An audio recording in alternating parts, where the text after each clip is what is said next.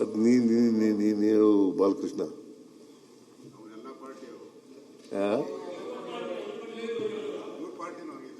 ಇಲ್ಲ, ಅದು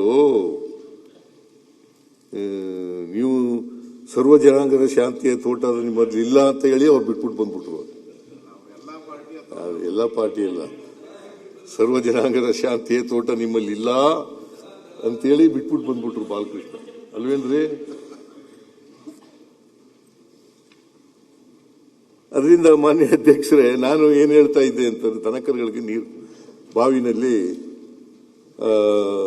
ಹೋದಾಗ ಈ ಗುಬ್ಬೆಚ್ಚಿಗಳೆಲ್ಲ ಸೆತ್ತೆ ಎಲ್ಲ ಹಾಕ್ಬಿಡವು. ಸೆತ್ತೆ ಅಂದ್ರೆ ಗೊತ್ತಲ್ಲ,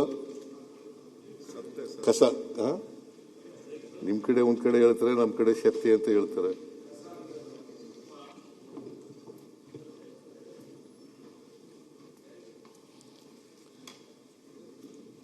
ಅದರಿಂದ ಈ ಸೆತ್ತೆ ಎಲ್ಲ ಏನ್ ಮಾಡೋದು, ನೀರಿಗೆಲ್ಲ ಹೋಗಿ ನೀರ್ ಮೇಲೆ ಬಿದ್ದು ನೀರ್ನೆಲ್ಲ ಮುಚ್ಕೊಬಿಡೋದು, ಕಸ. ಆ ನೀರನ್ನೆಲ್ಲ ಮುಚ್ಕೊಂಡಾಗ ನಾವೇನ್ ಮಾಡ್ತಿದ್ವು, ಬಿಂದಿಗೆನ ಮೇಲೆ ಕೆಳಗೆ ಮಾಡಿ ಆ ಸೆತ್ತೆ ಎಲ್ಲ ಸರ್ಕಳ ತನಕ ಆಮೇಲೆ ನೀರು ತಗೋತಾ ಇದ್ದು. ತಿಳಿಯಾದ್ಮೇಲೆ ಆ ಸೆತ್ತೆ ಎಲ್ಲ ದೂರ ಹೋದ್ಮೇಲೆ ನೀರು ತಗೋತಾ ಇದ್ದು.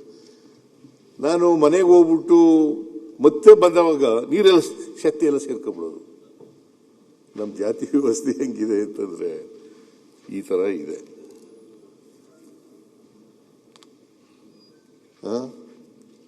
ಸ್ವಲ್ಪ ಸುಧಾರಣೆ ಮಾಡಿದಾಗ ಸೆತ್ತೆ ಎಲ್ಲ ಜಾತಿ ವ್ಯವಸ್ಥೆ ಕಡಿಮೆ ಆದಾಗ ಕಾಣಿಸುತ್ತೆ, ಮತ್ತೆ ಸೇರ್ಕೊಂಡ್ಬಿಡ್ತದೆ. ಅದಕ್ಕೆ ಜಾತಿ ಹೋಗಿಲ್ಲ.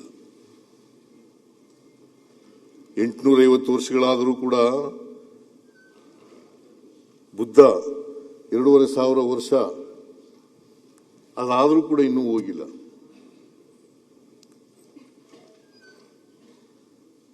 ಅವ್ರು ಏನೇ ಹೇಳಿದ್ರು, ನಾವು ಎಂಥದ್ದು ಸೂರ್ಯ ಎಂಥದ್ದು ಗ್ರಹ ಎಂಥದ್ದು ರಾಹು ಕಾಲ ಗುಳಿಕ ಕಾಲ ನೋಡ್ಕೊಂಡು ಬಜೆಟ್ ಮಂಡಿಸಿದ್ದಾರೆ ಅಂತ. ನಿಜ, ಈಗ ನಿನ್ನಂತೆ ಅವ್ರ ಮಾತು ಕೇಳಬೇಕಲ್ಲಪ್ಪ. ಬಹುತೇಕ ಜನ, ನಾನು ಹಿಂದೆ ಎಲ್ಲ ಮಂಡಿಸ್ತಿದ್ದೆ, ರಾಹು ಕಾಲದಲ್ಲಿ ಮಂಡಿಸಿದ್ದೀನಿ ಹಿಂದೆ ಎಲ್ಲ ಬಜೆಟ್ಗಳೆಲ್ಲ. ಈಗ ಈ ಸಾರಿ ನಮ್ಮ ಆಫೀಸರ್ಸ್ಗಳು ಮತ್ತೆ ನಮ್ಮ ಮನೆಯವರೆಲ್ಲ ಹೇಳಿದ್ರು, ರಾಹು ಕಾಲದಲ್ಲಿ ಮಂಡಿಸೋದು ಬೇಡ ಸರ್, ಸ್ವಲ್ಪ ಮುಂಚಿತವಾಗಿ ಮಂಡಿಸಿ ಅಂತಂದ್ರು. ನಾನು ಅವ್ರ ಬೆಲೆಗೂ ನಮ್ಮ ಡೆಮಾಕ್ರಸಿನಲ್ಲಿ ನಂಬಿಕೆ ಇಟ್ಕೊಂಡಿರೋನು ನಾನು.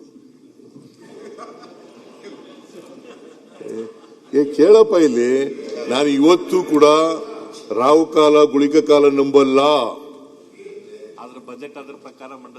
ಬಜೆಟ್ ಮಂಡಿಸಲ್ಲ. ಹಿಂದೆ ಎಲ್ಲ ಮಂಡಿಸಿದೀನಿ ನಾನು, ರಾಹು ಕಾಲದಲ್ಲಿ ಮಂಡಿಸಿದ್ದೀನಿ, ಬೇಕಾದ್ರೆ ತೆಗೆದು ನೋಡಿ. ಗುಳಿಕ ಕಾಲದಲ್ಲಿ ಮಂಡಿಸಿದ್ದೀನಿ. ನನಗೆ ನಂಬಿಕೆ ಇಲ್ಲ.